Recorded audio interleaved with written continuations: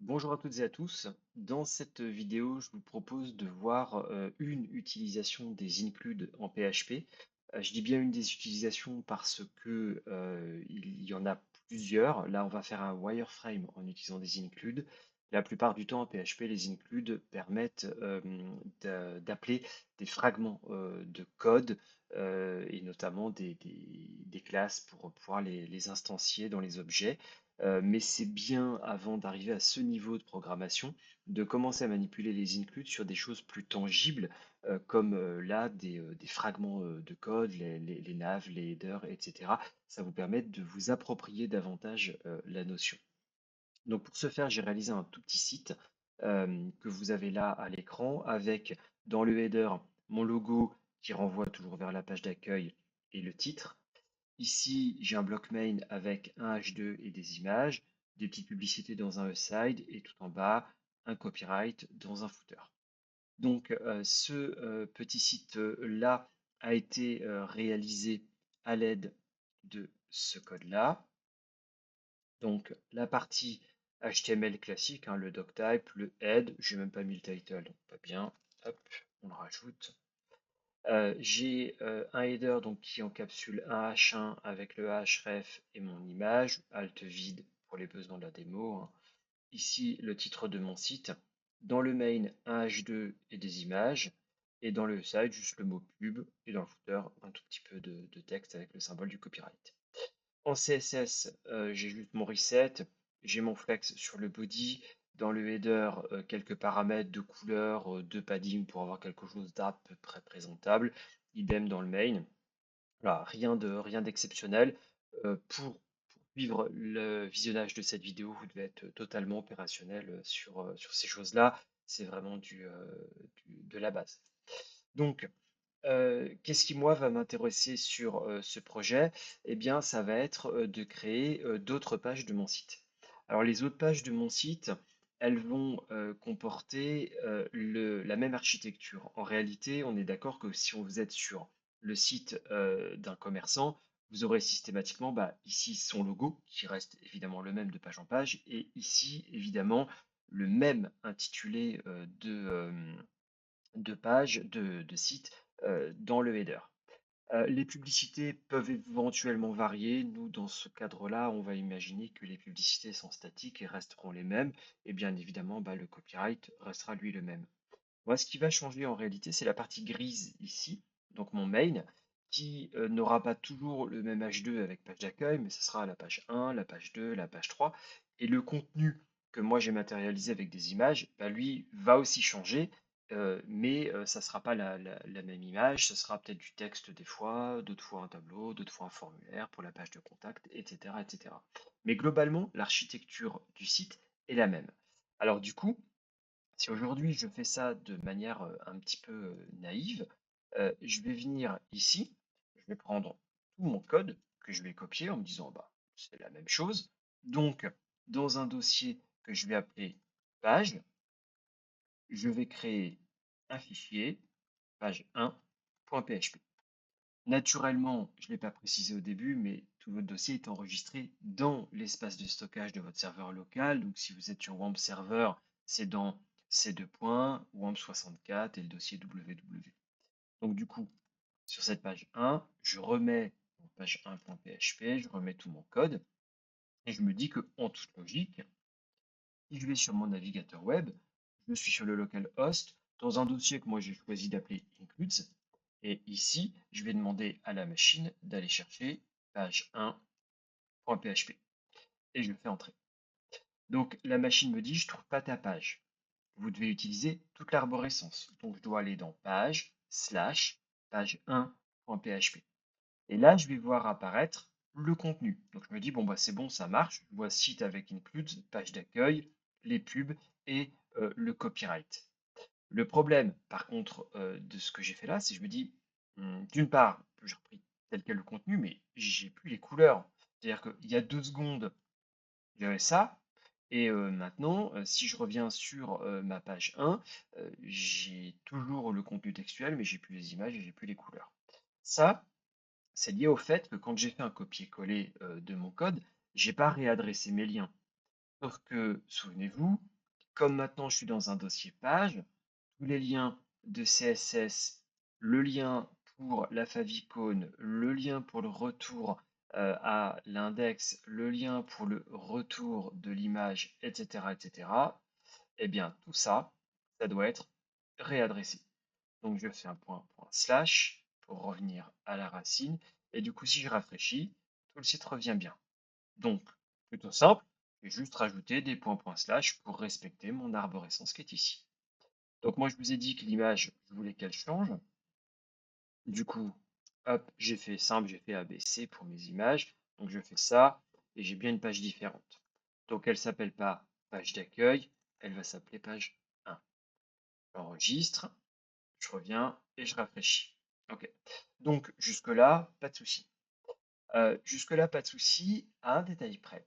Dans mon wireframe, j'ai omis quelque chose. J'ai pas de navigation. J'ai pas les liens pour passer de page en page. Donc je vais être obligé de les rajouter.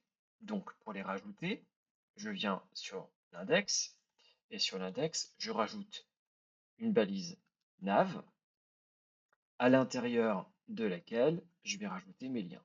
Donc un href pour l'index.php, donc en l'occurrence ma page d'accueil,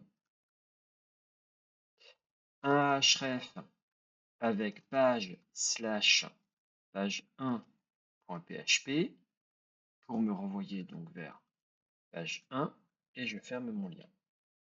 Donc ici, j'ai rien. Je reviens sur ma page d'accueil. Voilà, je rafraîchis. Et là, j'ai bien accueil et page 1. Alors, le design lui a sauté, logique. Donc, je reviens sur mon CSS et après le header j'ai la nav. La nav, je lui donne un width à 100% et je vais lui donner un background color en light, hop, salmon. Hop, je reviens et du coup, maintenant, ici, moi, je m'attends à avoir la nav qui se met bien comme il faut. Donc, si ce n'est pas le cas, observe mon code. Je suis bien en display flex en flex wrap. Sur l'index, j'ai bien mis la nav avec des liens à l'intérieur. Tout est bien enregistré. Ici, la machine est censée me le faire. Un tout petit peu de cache. Il faut des fois forcer en se mettant dans l'URL et en rafraîchissant la page. Ou alors, vider le cache de votre navigateur. C'est assez fréquent avec les serveurs locaux comme WebServer. Voilà, c'est pas bien méchant, mais il faut le savoir, il faut l'avoir rencontré. Donc là, maintenant, j'ai bien accueil, je reste dessus, je vais bien page 1 et je vais sur ma page 1. Oui, mais sauf que sur la page 1, j'ai pas la nav. Donc la nav, il faut que je la refasse sur la page 1. Hop, c'est reparti. Je ouvre nav, je ferme nav et c'est reparti à href, sauf que ce coup-ci, point slash index.php pour aller vers ma page d'accueil et à href pour rester sur page 1.php puisque je suis déjà sur cette page-là. Je vais y arriver. Voilà. Et du coup, si je rafraîchis, voilà ma nav. Donc je clique sur page 1, je reste bien ici avec les images orange. Je vais sur accueil, je dois revenir à l'accueil, donc j'ai bien mes images en bleu ici et le mot page d'accueil ici. Donc là, pas de souci, ça fonctionne. Maintenant, on me dit, il faut que tu fasses une troisième page. Bon, je me dis, ok, la troisième page, je la mets ici. Donc, je vais lui donner le nom de page 2.php. Et bah, je vais réexploiter la même structure. Donc, je me dis, bah, je vais faire pareil, hein. Je vais prendre tout ce code-là, je vais le copier et je vais le coller. J'ai choisi le code de la page 1 parce que j'ai déjà le point slash pour les images. Donc ça, c'est plutôt très pratique pour moi parce que ça veut dire que je change ici le page 1 en page 2. Et ici, je vais venir passer sur l'image C. Donc je me dis, bah, pas de souci, je me rafraîchis, je vais avoir ma page 2. Et oui, sauf que j'ai pas le lien pour la page 2. Alors pas de souci, je vais le créer. Je vais sur page 1 et ici, je crée sur la même structure page 2. Donc, sur mon navigateur web, je vais sur la page 1, et sur la page 1, mais uniquement sur la page 1, j'ai l'accès à la page 2. Donc je clique dessus, je vais bien à la page 2 avec les images violettes. Ok, ça marche. Ouais, sauf que si je veux avoir un vrai site, bah, il faut aussi que je crée le lien pour la page 2 sur la page 2. Je vous rappelle qu'on ne fait pas de menu flottant, le menu doit toujours être le même sur toutes les pages. Ça veut dire que sur l'index, je dois aussi venir créer le page 2. Là, j'ai un site. Je reste sur la page 2, je vais sur la page 1, je vais sur la page d'accueil, je retourne à la page 2. Je peux naviguer de page en page. J'ai un vrai site web. J'ai un vrai site web, mais au prix de pas mal de modifications. Il faut que je modifie tous mes liens à href, il faut que je modifie tous les liens avec des SRC. Si j'avais eu du JavaScript, j'aurais dû le faire également. Et puis surtout, à chaque fois que je change la structure de mon site, que je rajoute une page, il faut que je retourne dans chacune de mes pages pour rajouter un lien. Quand on a un petit site comme ça, là, 3 pages, vous m'avez vu faire, je sais pas combien est la vidéo, mais à quelques minutes, c'est pas le bout du monde. Mais quand vous avez 10, 15, 20 pages, bah, vous rajoutez une page, la 16e, bah, il faut l'inclure 15 fois sur les pages antérieures. Et c'est là qu'on va perdre énormément de temps. Alors du coup, on va réfléchir un petit peu et on va observer notre code. Du coup, moi, ce que je vais faire, c'est que je vais mettre tous mes fichiers là comme ça, côte à côte. Je vais mettre tous mes fichiers côte à côte, je vais remonter tout en haut de chaque fichier et je vais regarder. Et en fait, je vais m'apercevoir que le haut de mon document est toujours le même. Bah, logique, toutes les pages HTML doivent avoir un doctype, un HTML, un head, un title, etc. Donc, je me dis en fait, ça c'est complètement uniforme sur toutes les pages. Mais ça va au-delà. C'est-à-dire que le header ici est le même qu'ici, qui est le même qu'ici. Tout à fait le même quand même. J'ai un adressage des liens qui est différent. Mais globalement, sinon, le reste, c'est la même chose. Alors ces liens, effectivement, ils peuvent poser souci. On va le régler tout à l'heure. Mais si je regarde juste la structure du code, je me dis, c'est la même. Si je descends un peu, la nav, elle, pareil, est quasi identique sur toutes mes pages. Si ce n'est cette histoire de point, point, slash ou pas. Mais sinon, j'ai bien la même chose.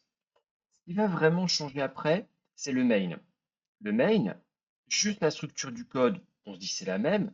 Et par contre, le contenu du HG2 est différent sur chaque page et les images sont jamais les mêmes. J'ai A, B et C.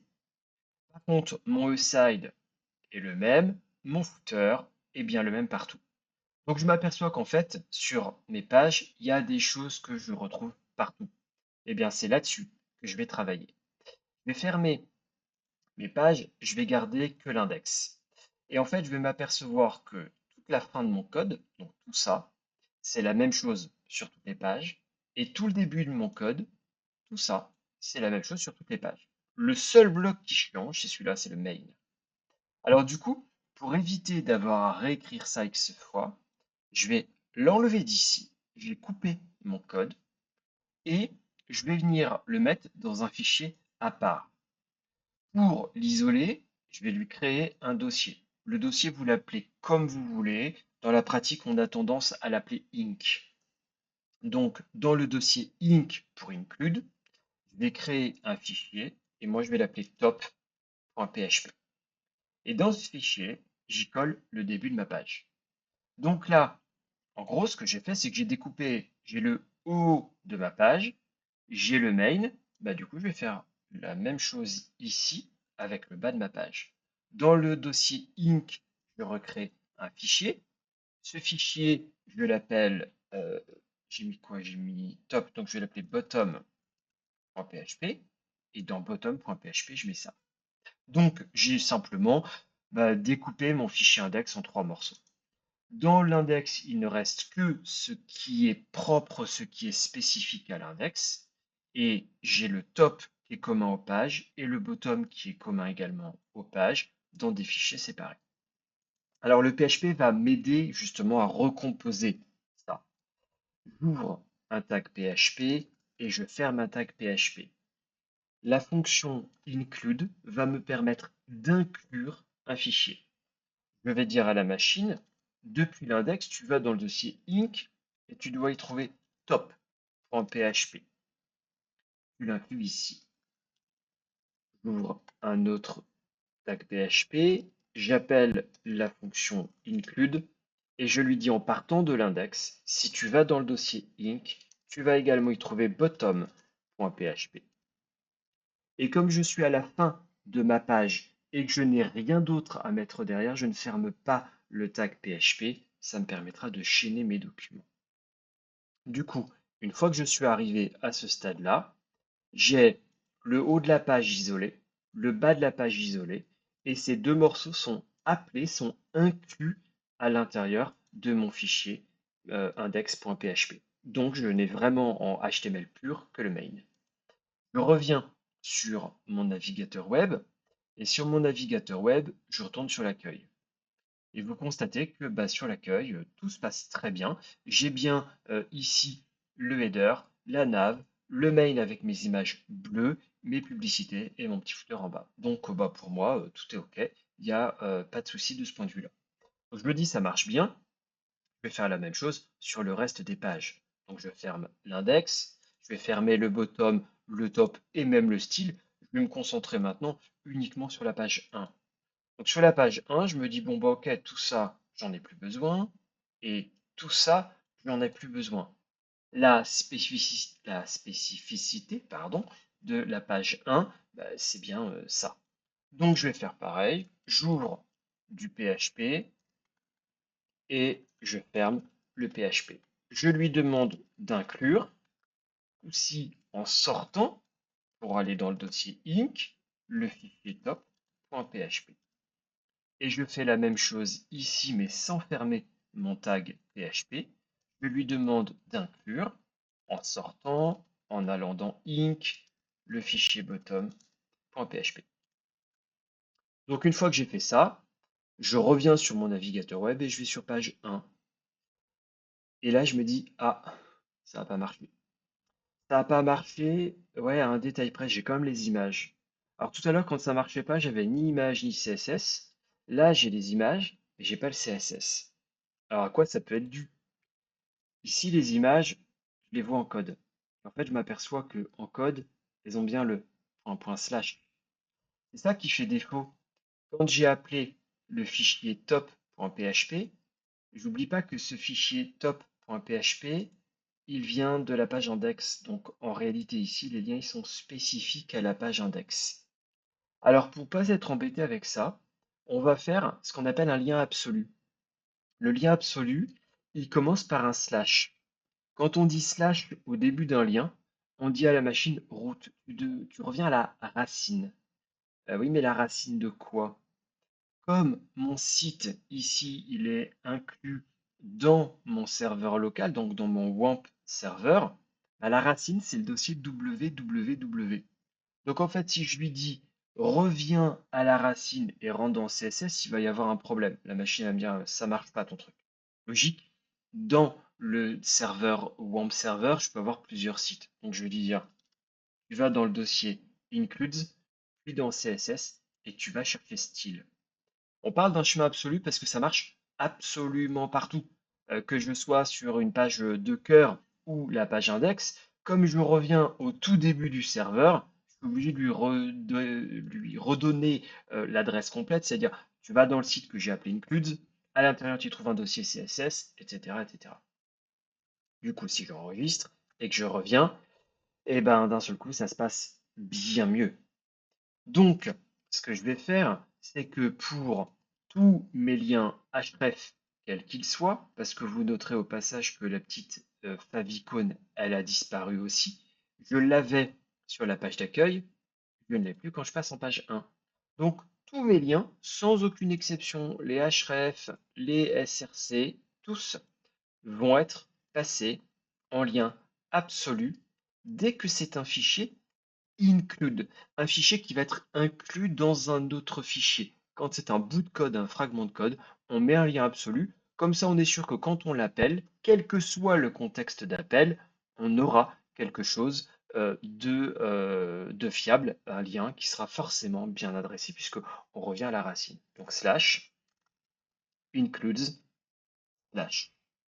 Et du coup, partant de là, ben, je sais que sur cette page, je peux cliquer sur accueil et la machine va me renvoyer vers ma page d'index. Donc je sais que ben, tous mes liens, ils fonctionnent sans aucun souci. Du coup, je vais pouvoir appliquer ça aussi à ma page 2. Donc sur la page 2, je vais venir supprimer tout ce qui n'est pas le mail, tout ce qui n'est pas redondant de page en page, et je vais refaire mon PHP. Donc ici, je lui dis, tu vas faire une inclusion du fichier que tu trouves dans Inc sous le nom de top.php. Et je fais la même chose en bas. Hop, avec la même erreur de frappe. Include, je sors, je vais dans Inc et je vais chercher bottom.php. Je reviens du coup ici, je vais sur la page 2 et tout fonctionne bien. Donc, très pratique pour moi parce que quand je vais avoir une modification à faire maintenant, elle va se situer uniquement dans le main si c'est une modification pour une page locale. Donc ici, je vais changer le nom ma page de hop, qui est unique. Donc, ça n'impacte bien que ce titre-là, c'est spécifique à la page sur laquelle je me trouve. Par contre, si aujourd'hui je décide de changer le nom de mon site, je n'ai pas à changer 3 pages. Je vais simplement aller dans le top et dans le top, hop, c'est cool, le PHP. Voilà le nouveau nom de mon site. Je reviens ici, ça a changé sur la page 2, sur la page 1 et sur la page d'accueil. Donc très sympa pour moi parce que le client me donne un nouveau logo, je peux l'inclure en allant uniquement dans Top. Il me donne de nouvelles pubs, je vais directement dans Bottom. Le copyright change, je vais directement dans Bottom. Et puis le jour où je dois créer une nouvelle page, très simple, je pars de la page 2 par exemple ici, et je vais l'enregistrer hop, sous le nom de page3.php. Hop, vive la page 3 en PHP. Et cette page 3, eh bien, elle va avoir l'image C au début, l'image A, l'image B, puis l'image B, l'image C et l'image A. Voilà. Donc, ici, je reviens, bah oui, mais il manque le lien. Ah oui, mais pour ajouter le lien sur toutes mes pages, j'ai uniquement aller dans Top. Et dans Top, j'ai uniquement un lien à ajouter. Donc maintenant que je l'ai ajouté, ben je l'ai ajouté sur la page 2, sur la page 1, sur la page d'accueil. Donc je peux aller à la page 3. Et ma page 3 est bien spécifique à ce que j'ai demandé. Et ça, c'est très pratique pour le PHP. Vous voyez qu'avec cette technique-là, on a l'avantage de pouvoir créer des pages très rapidement. Alors, il faut quand même améliorer un tout petit peu le système, le complexifier un petit peu.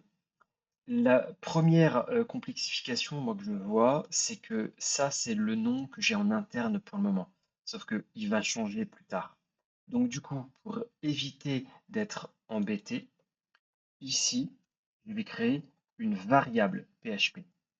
Sauf que pour éviter d'être piraté, pour vraiment verrouiller un maximum mon code, je vais plutôt faire une constante. Donc, définir une constante que j'appelle root et qui contient